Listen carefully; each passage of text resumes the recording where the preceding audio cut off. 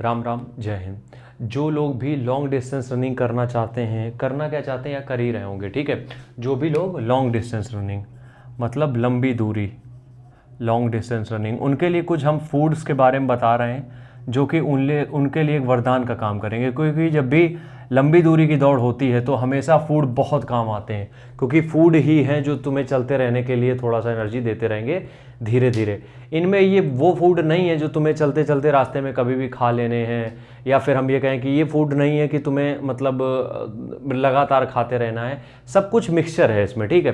तो सबसे पहला फूड आइटम जो रहेगा वहाँ पे वो रहेगा शकरकंद। शकरकंद, या फिर इसको हम बोल सकते हैं इंग्लिश में स्वीट पोटैटो। देखो शकरकंद का मतलब क्या होता है, हम उसके बारे में बात करते हैं कि शकरकंद हमें क्यों खानी है। देखो, एक शकरकंद जो होता है वो होता है स्टार्ची फाइबर। क्या होता है स्टार्ची फाइबर? शकरकंद या फिर नॉर्मल आलू जो आप खाते हो इसमें होता है स्टार्ची फाइबर। शकरकंद थोड़ा सा टेस्टी होता है इसलिए ज़्यादा रिकमेंड करते हैं।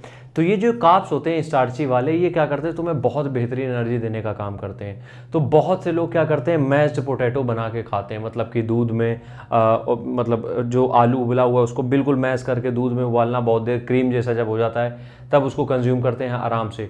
तो यही रीज़न है, इसमें फाइबर अच्छा है और साथ ही साथ आपको बहुत अच्छी कैलोरीज एनर्जी देता है, खासकर रनिंग के पहले। तो पहला फूड है अपने पास स्वीट पोटैटोज, ठीक है।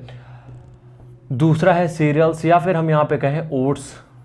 दलिया की बात हम यहाँ पे इसलिए नहीं कर रहे हैं क्योंकि दलिया डाइजेस्ट होने में टाइम लगता है, और जबकि ओट्स कम टाइम में बन जाता है और कम टाइम में भी तैयार हो जाता है, ठीक है। इसका मतलब क्या है, ये कम समय में तैयार हो जाता है। तो दूसरा चीज़ है ओट्स, ये भी हमें कैलोरीज काफ़ी अच्छी देगा।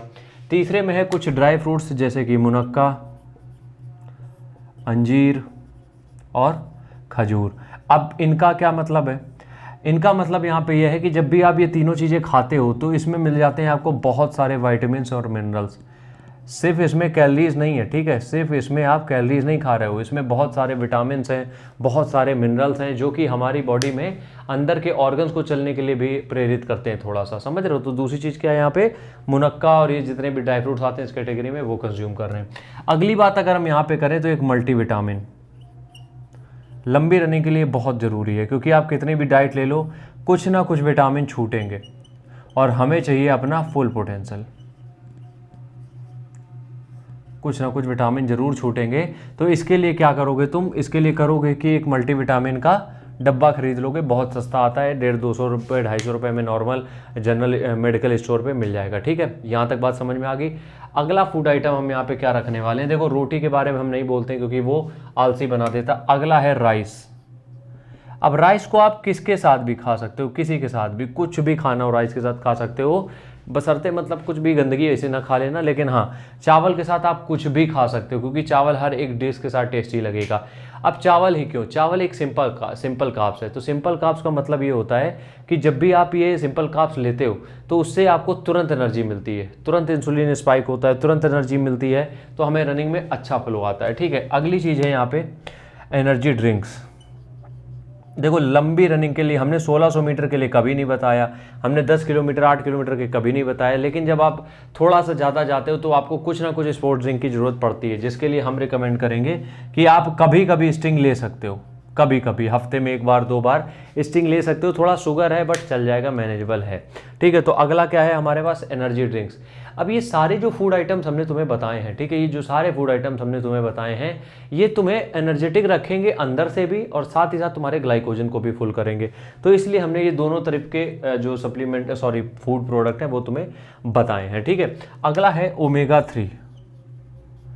ओमेगा 3 कह सकते हैं, या फिर अगर तुम मछली खाते हो तो बहुत बेहतरीन है, ये फिश ऑयल ही होता है, नहीं तो सीड्स।